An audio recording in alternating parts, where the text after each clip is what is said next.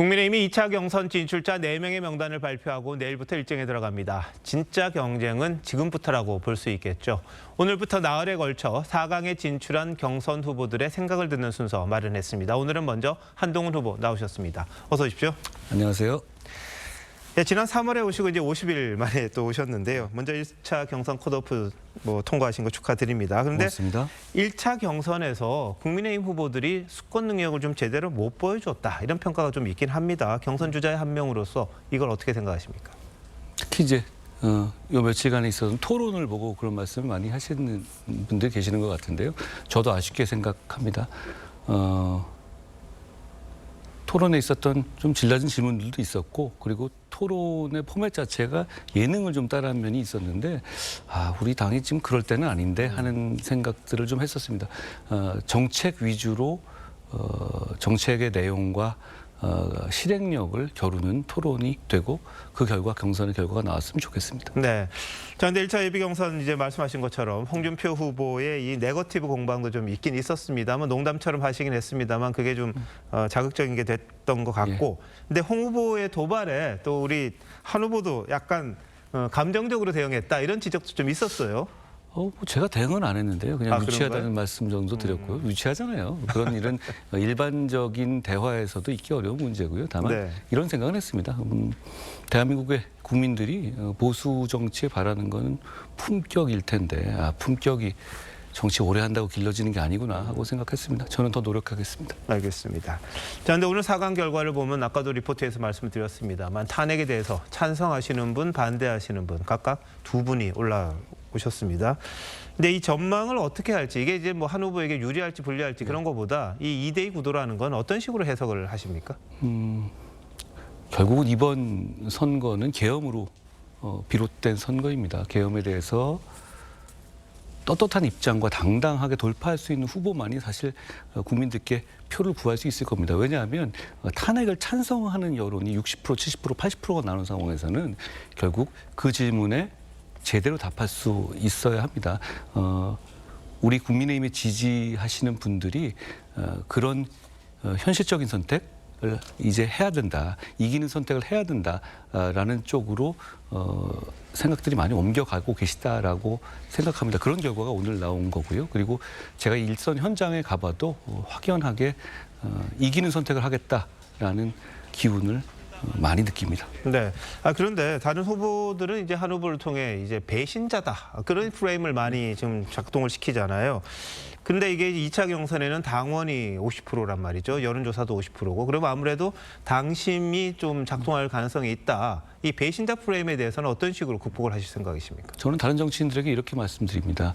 12월 3일 10시 반에 그러면 계엄을 막지 말았어야 했는 거냐. 거기에 대해서는 제대로 답을 못 하시더라고요. 저는 이렇게 말씀드리고 싶어요. 제가 어디 가서 다른 데서 얘기했는데 저는 우리 아버지가 계엄했어도 막을 겁니다. 민주주의자고 공화주의자고 보수주의자라면 그래야만 하는 겁니다. 그런데 많은 국민들께서 이제는 정말 그게 옳은 선택이었다라고 생각해 주신다고 저는 봐요. 제가 일선에 나가봐도 현장에 나가봐도 네. 그 말씀을 해주시고 결국은 제가 이길 후보고 이길 후보로 뭉쳐야 된다라는 마음이 지지층 사이에서 퍼지고 있다라고 생각합니다. 자, 그래서 뭐 영남 지역도 많이 다니셨어요. 뭐 야유도 맡은 적 있으시죠?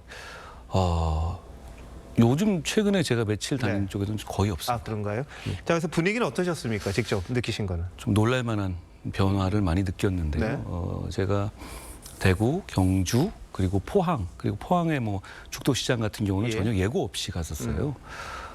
근데 과거에 총선이나 당대표 경선 때 저에게 열광적으로 모일 때 그 상황보다 더 뜨겁더라고요. 그런가요? 더 그랬습니다. 그러니까 초창기에 제가 경북대학을 다니고 예. 한 달 제가 이제 앵커님 뵙고 그때 조금 활동을 시작할 때가 50일 됐죠. 예. 그 즈음에는 분명히 말씀하신 분위기가 있었습니다. 서운한 감정을 표출해 주시는 분들이 계셨는데 지금은 거의 없습니다. 그런가요? 거의 없고 오히려 열광적인데 다만 다른 점이 있어요. 제가 총선할 때하고 거의 눈물을 흘리시면서 절실하게 말씀하시는 분들이 많습니다.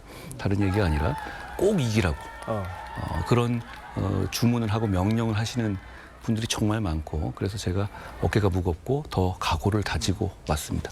자, 그래서 지난번에 이제 나오셨을 때 계엄의 바다를 건너야지 이제 예, 미래로 갈 수 있다고 그러셨어요. 그럼 지금 보시면 당의 상황 내지는 이 당원들의 상황, 지지자들의 상황이 계엄의 바다를 지금 건너고 있다 이렇게 보시는 겁니까? 제가 말씀드린 상황의 변화, 현장에서 상황의 네. 변화, 지지자들의 상황의 변화, 예. 계엄의 바다를 건너가고 있다고 생각합니다. 아. 저에 대해서 모이는 지지도 그 반증이고요. 다만 바다는 끝까지 건너지 않으면 의미가 없습니다. 90% 건너고 와서 거기서 바다에 빠지면 그건 바다를 건넌 게 아닙니다. 예. 끝까지 건너야 하고 계엄의 바다를 건너는 것은 우리의 승리입니다. 네. 자, 그러면 윤석열 전 대통령과의 관계 내지는 뭐 지금 윤석열 신당이다 이런 이야기도 나오는데요. 윤 전 대통령 당적과 관련해서 여러 가지 말은 많습니다. 우리 한 후보는 윤 대통령과의 관계를 어떤 식으로 지금 정리를 해야 한다고 생각하십니까? 윤석열 대통령을 과거로 보내드리고 우리는 미래로 가야 합니다. 그게 정답이라고 보고 우리의 지지층과 국민들이 그걸 원하고 계십니다. 당적에 관한 말씀은 전 이 말씀 드리고 싶어요. 여러 가지 말씀을 하지만 지금 좀 늦은 얘기고요.